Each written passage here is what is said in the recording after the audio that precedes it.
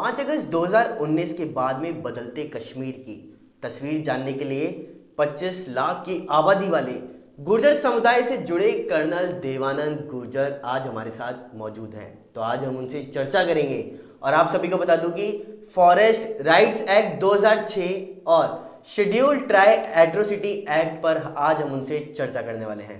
तो कर्नल साहब, स्वागत है आप सभी का हमारे शो के अंदर। बहुत धन्यवाद आपका। आप इस जो ये एक्ट है 2019 के बाद में जो बदलता कश्मीर और वहाँ की जो तस्वीरें हैं उनके बारे में आप जी, सबसे पहले मैं बताना चाहूँगा कि देखिए, कश्मीर के अंदर एक 370 धारा ऐसी थी जिसके कारण बहुत सारे बड़े समुदाय को, जिसके अंदर शेड्यूल ट्राइब भी आते थे, शेड्यूल कास्ट भी आते थे, गुरखास भी आते थे, जो अंग्रेज़ों के ज़माने में, महाराजा के ज़माने में वहाँ की उनकी सेना में थे। और भारत के विभाजन के दौर में करीब जो भारत पाकिस्तान से जो इस तरफ जो नागरिक आए थे, बहुत सारे लोग प्रभावित थे, करीब 50 लाख के आसपास। पर इसमें सबसे बड़ी जो तादाद है वो गुर्जर समुदाय की है जो शेड्यूल ट्राइब में आती है। तो ये इफेक्टेड थी। ये किस प्रकार थी? तो देखिए, 370 के कारण वहाँ पर बहुत सारे जो हमारे केंद्र सरकार के जो एक्ट्स थे वो लागू नहीं होते थे, क्योंकि वो उसके अंदर अनिवार्य हो जाता था कि कश्मीर की जो विधानसभा है जब तक वो पारित नहीं करेगी लागू नहीं हो सकते हैं। ये एक बड़ी कॉन्स्टिट्यूशनल एक पेश था जिसको 5 अगस्त 2019 के दिन देश के पार्लियामेंट ने उसको हटा दिया और डिलिमिटेशन कानून ला करके उसके अंदर एक नई शुरुआत की। आपने खुद ने कहा कि एक बदलता कश्मीर बदलता भारत जो एक सत्य बात है। उसके बाद देखिए वहां पर जिस प्रकार से टेररिज्म की गतिविधि में कमी आई है, जिस प्रकार से वहां 25 लाख गुर्जर समुदाय, आपने उसकी चर्चा की, उनको न्याय मिला है एसटी एक्ट के माध्यम से, फॉरेस्ट एक्ट के माध्यम से। करीब 8 लाख के आसपास वहां शेड्यूल ट्राइब थे, उनको अपने हक मिले हैं। अब ये दोनों एक्ट इतने जरूरी क्यों हैं, जैसा आपने पूछा कि बाकी मैं इन दो पे क्यों चर्चा आप करना चाह रहे हैं। देखिए, क्या होता है कि 1991 के अंदर चंद्रशेखर जी की सरकार होती है और वो सरकार क्या पारित करती है, शेड्यूल ट्राइब एक्ट पास करती है देश के अंदर विभिन्न इलाकों में, जैसे भी देश की परिस्थिति, नागरिकों को वो लाभ देने के लिए। तो उसके अंदर कश्मीर के गुर्जरों को 100% उनको एसटी आरक्षण दिया गया।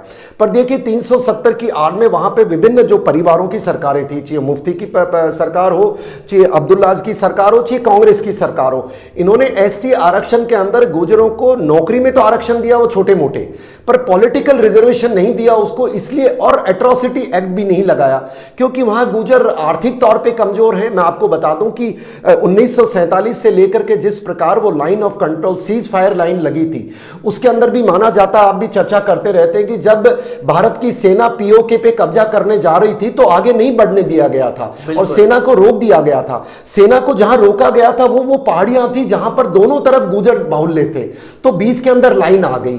तो ये जो लोग पहाड़ों में रहते थे उनकी बेचारों की शिक्षा वैसे नहीं थी, उनका धंधा वैसे बंद हो गया और लड़ाई के कारण बॉर्डर एरिया में उनका कभी ग्रोथ नहीं हो पाई। और ये एसटी का जो लाभ, उनको पॉलिटिकल रिजर्वेशन नहीं दिया, एसटी एट्रोसिटीज एक्ट लागू नहीं किया, जिसके कारण उनकी बड़ी प्रताड़ना होती थी।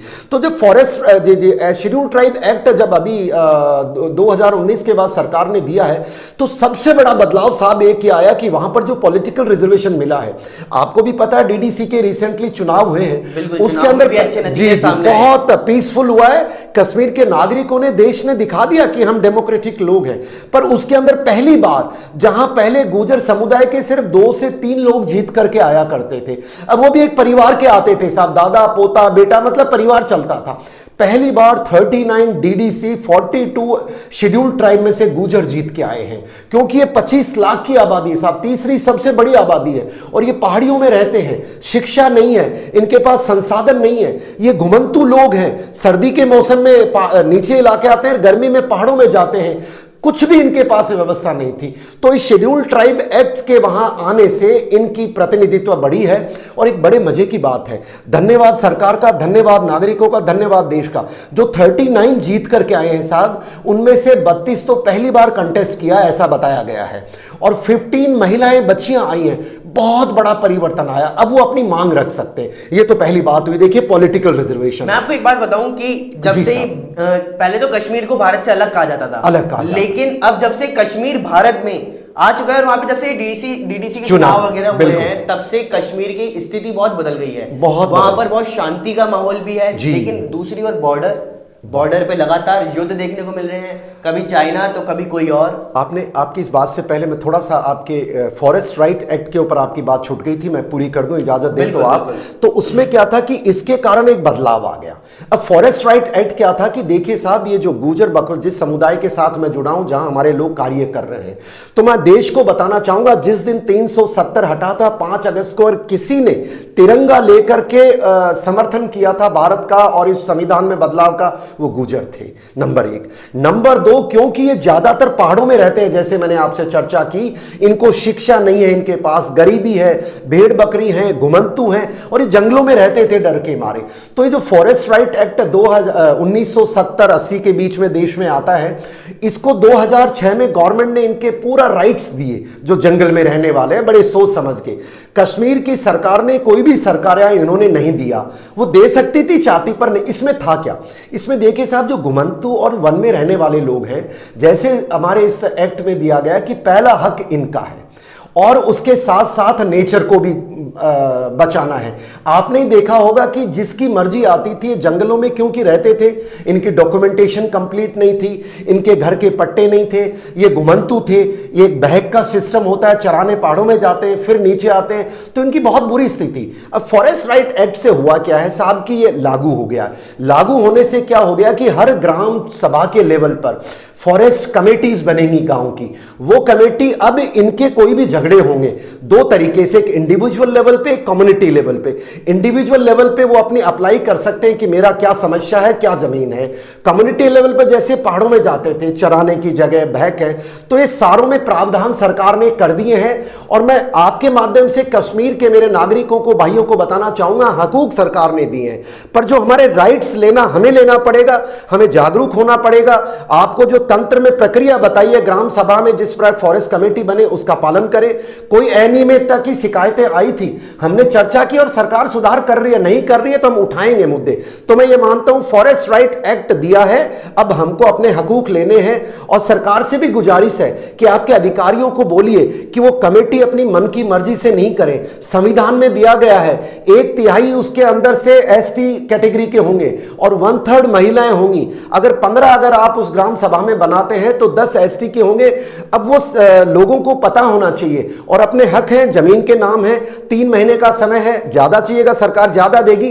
तो ऐसी मेरी आपसे गुजारिश है। बहुत बहुत धन्यवाद। अब आपने अगला सवाल किया, बिल्कुल, मैंने कि शांति आई, बिल्कुल शांति आई। देखिए, जब 25 लाख आबादी आप में विश्वास करती है देश में, क्योंकि देखिए साहब, पहले भी ये देशभक्त लोग थे, ये सरकार और सेना के साथ थे, पर अब इन्होंने जो संदेश दिया है शांति का, तो अंदर तो आप देख रहे हैं शांति बहुत हद तक हो चुकी है। सरकार भी बहुत एक्टिव है, नागरिक भी हैं। और वैसे भी कश्मीर के 90% लोग तो बेचारे शांति प्रिय हैं साहब, बदमाश तो बाहर से थे।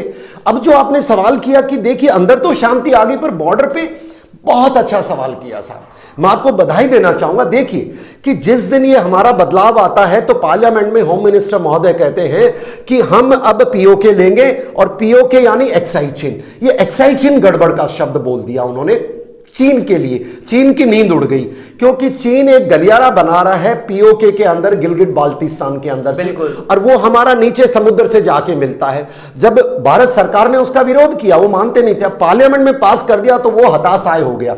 उसने क्या किया, वो दबाव बनाने के लिए हमारे पास अरुणाचल और एक्साइज चिन्ह में, जहां हमारा 1962 में 37,900 के आसपास स्क्वायर किलोमीटर कब्जा किया था।